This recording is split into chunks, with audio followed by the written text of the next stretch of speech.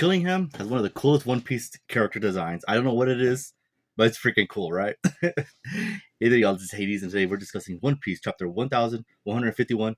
That's enough. I've got this. And we do see what that means. It's really just Luffy, finally, gonna go join the fight. And he's finally gonna go do something about it, So, all right, finally. Finally, we're getting Luffy to go do something. Him, Loki are gonna go save the day. All right. But yeah, let's just dive right into the review, shall we? All right. So yes, we get Yamato here. She's throwing down with sumos, and she's throwing the sumo right out of the ring because Yamato, of course, she's the daughter of Kaido, and she's very strong. Let's just admit that she's very strong. All right. Let's just dive right into the review, shall we? All right. So I gotta say this. I like. Okay, Broggy and Dory. I don't know why I mess up their name. Why I get the names mixed up. I don't know why. But you see his hand. You see his arm. Like I don't know if it's the art that's tripping me out or something. But it looks like his arm is still separated, but he's still able to hold the shield. That's weird to me. Like holy cow! Like I'm like, what in the world? When I first saw it, because usually when I read the manga, I'll read it and just check out the art, and then after I finish, I'll go reread it again to appreciate the art again. To read the story and try to catch up on what if there's even anything I missed. So, but I do like to look at the art of the mangas and everything. It's Ragnarok, am I right? One Punch Man, freaking great arts. So yes, they're definitely worth like rereading, just for the art alone. And I do that with One Piece, too. Like I'll just look at the art and stuff like that. And I saw him missing, like his arm's still detached, but he's still able to hold the shield. I don't know how that's possible. Magic. Like I'm assuming Imu-sama's like abilities, like not devil fruits, like magic, like straight up magic, like evil, like how in the last chapter, evil magic. I think that's what it is. It's probably not even have anything to do with devil fruits. It's probably just magic. I mean, all right, man, let's just roll with it, man. Holy cow! And of course, the giants are on their way to go kill the elder. They want to go kill Jarl. Forgive me if I'm mispronouncing that. Even though they're like, some of the other giants are like, wait, you gotta stop. You guys, he's like, you guys are like respect them and everything. They're like, nah, we're gonna be the new rulers of Elbaf. We're gonna be here, rule it, and take it over. Then we see, I like the visual of this, where one of the giants gets stuck, and he does say, like, what? Damn it, I'm stuck. So essentially, when the ring appears around you, you can't like run away, like you're like stuck in position, and then it flips over, and you turn to the demon. And here it's on the chest of I believe it's. I'm so sorry. Is it called Go? The little game that they have with like the black and white pieces, and then they use you jump over pieces and you turn them over to make them the color of your team essentially. And we see that, and I like that visual. It was neat. I'm like, okay, that's pretty good. I like that. Showing that you're taking over more and more of them, turning into demon warriors and everything. And the giants that are not demons are just running around like they're scared, fleeing. They can't do nothing about this. They don't want to hurt their own friends, and even if they wanted to, they really don't stand a chance against these guys. And as that's happening, some of the giants are like, man, why in the world can we not save our kids? Like, this is insane. They got these monsters here. They got invisible thorns around them. No wonder Saul wasn't able to save them. We can't do nothing here. And I can only imagine the frustration of parents just not being able to do anything to save their children, even though they're right there. Like, that's wild, man, for these characters. And then we get Killingham essentially just announcing, as he's blowing the horn, rise up, death means nothing to you. As we see him laughing, he says, well, haha, that's right, wake up, come to life. Elbaf's nightmares will never end. As we see him in his hybrid form running on like, again, I'm not very familiar with the dragon, the Quillian, but yeah, it has it's like has hooves and everything. It has like the claws on it, has like the hooves. And when he's riding, it looks like he's walking on the air, but like it creates clouds underneath or something like when he's running on it. So all I know, that's gonna look really cool animated. I'm just gonna say that. As we get a close-up shot of Killingham's face as I'm assuming Fishman. I could be wrong. I'm just getting Fishman vibes from him, as he has a sinister look on his face, like much because when we saw Killingham as a dragon, like his face seemed to like more like somber or like kind of had pity for the giants. But here's like no. He's here, and Emu, his god, is here, and he's gonna impress him or her. Sorry, he's gonna impress Emu, as he says things are really heating up. No holding back now that a certain someone's shown up.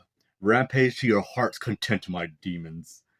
Elbaf is your doing. You brought these monsters into the world. I hope you like my voice for him. I know he's just something like that a bit, but I'm giving him my shot, right? And I like this trident. It's just freaking. In one of my older reviews, I said his trident reminds me of my brother's trident when he tried making one when he was in high school. It looked just like this. Like the prompts are so wrong. Every time I see Kellyanne's trident, I always think of my brother's trident. It's funny to me. Then we cut to some of the Straw Hats as they're just watching this mayhem and destruction happening. And Usopp's not gonna get any no. He's not gonna. He's probably gonna get as much love in this arc as Frankie did in Egghead Island. I'm just saying, like it doesn't look like Usopp's really gonna do much. I'm just saying, guys. And I don't like Usopp, so I'm okay with that. As you know, Usopp's like Master Dory, Master Broggy. How can you be doing this? How can you turn to this monsters and have no shame? You know, don't you have shame? There's no honor in this.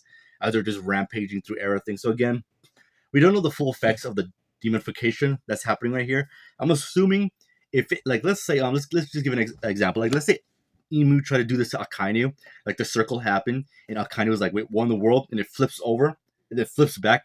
I think Akainu would have a strong enough will to be able to resist it and break the spell. That's I'm assuming what would happen if someone strong enough would be in it. So I'm assuming like Akainu, a Kizaru, maybe Dragon, Luffy Gear 5. I'm assuming he'd be able to do it.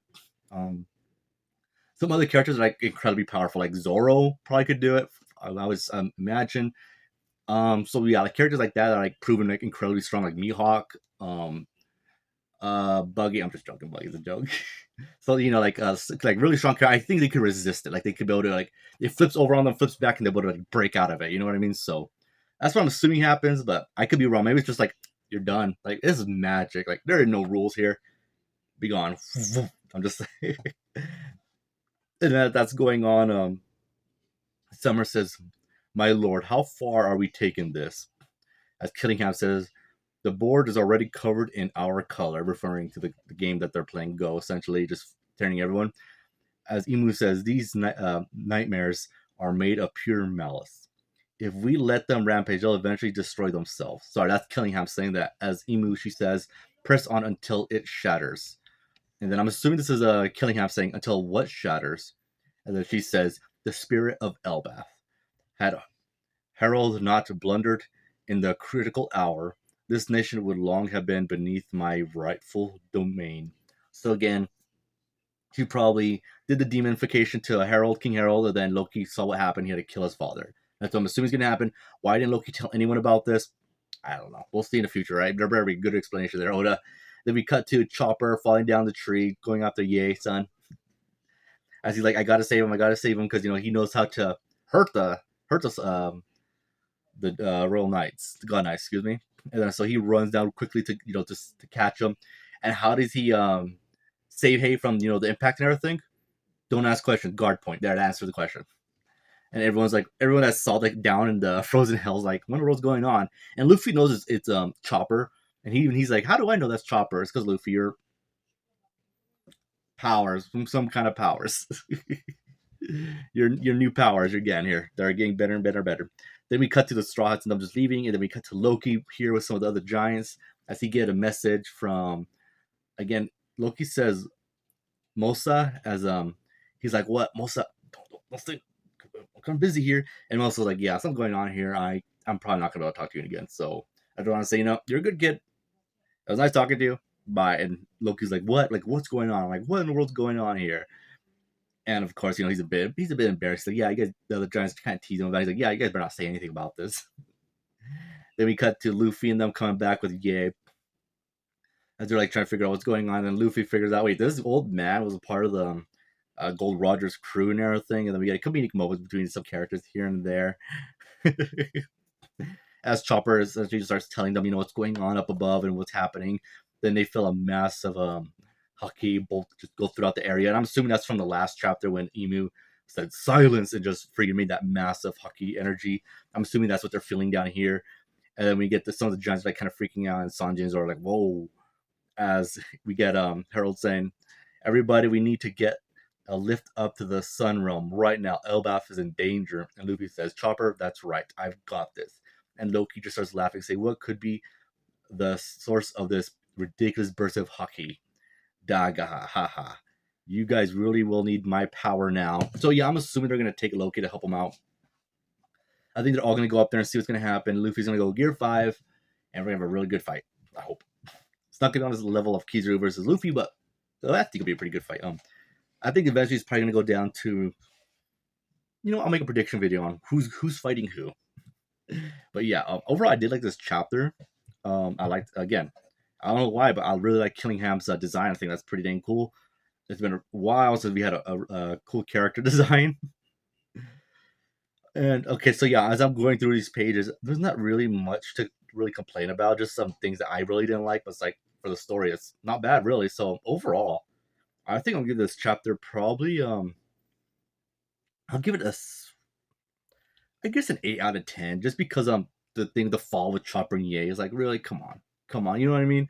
But overall, I like this chapter. I think it was pretty good, and for the most part, it's pretty well written, this chapter. So yeah, 8 out of 10. And holy cow, are we getting a break next week? No freaking thank goodness, am I right? Anyway, that concludes my One Piece review. If you listen this far, I appreciate it. I hope you guys have a great day.